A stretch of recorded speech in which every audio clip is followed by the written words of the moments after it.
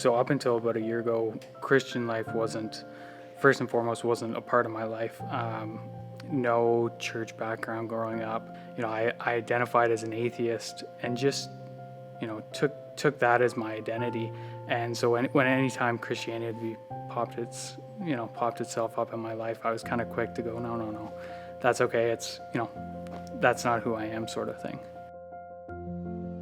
First and foremost, I didn't know anything about Christianity, and I think that was part of the issue, is that I was making assumptions in my own head without getting any background, getting any facts, and I never took it upon myself to go, okay, well, let's figure out how, why so many people in the world are saying this is true. I never thought, okay, there's got to be some facts out there. So it was kind of an ignorance is bliss sort of thing, and just went with that. In the last few years especially, I went, these people that are Christians or seem to be, in general, a little bit happier, a little bit more, I didn't even know how to describe it. There was something different about them as opposed to still good people in my life that didn't go to church. But I started to go, I've spent all my life being in this crowd. What does it mean to be in the Christian lifestyle? What is it that they do differently? What is it that they believe that, that makes them who they are? I had some interest on my own. I had met somebody that was very into the Christian lifestyle and was kind of, I guess, relearning it for themselves as well. And they said, if you have all these questions and you really do want to learn, Alpha is going to be the best place for you. If you want some of your questions answered, or just to build a better foundation for yourself, then this is the place you should go. You should sign up. And so I kind of hemmed and hawed on it, and I did sign up for it a few months back. And I'm so glad that I did, because it was sort of the first thing to get to let me know that it's okay to not know everything. It's okay to know nothing, but everybody's got to start from somewhere.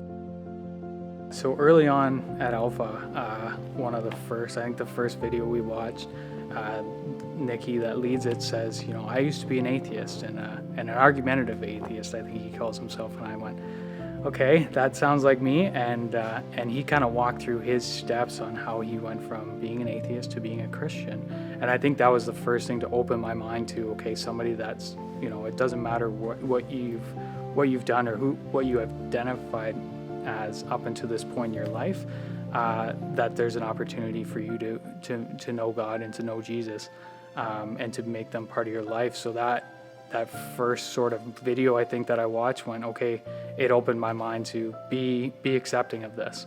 And like I said, as the weeks progressed, I could feel that getting stronger. I could feel myself accepting the things that I was hearing about, the things that I was learning, the questions that I was having, the answers I was getting on some of my questions. It all felt natural. I was always somebody on the go. I would get done a week of doing all of these things and still go, I'm happy, but there's something more. I'm exhausted because I did all these things, but there's something more. And that feeling of more, needing more, finding more, that is totally escaped my life now. Just throughout the weeks and the months that have gone by since I've come to Forest City and done the Alpha courses,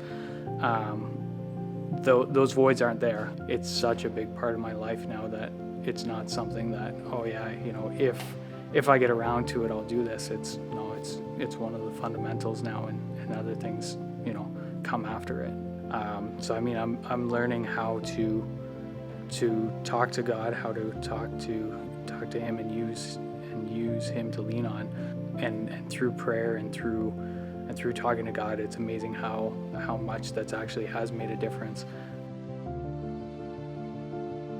Before I knew His name, and I knew may or may not have existed 2,000 years ago.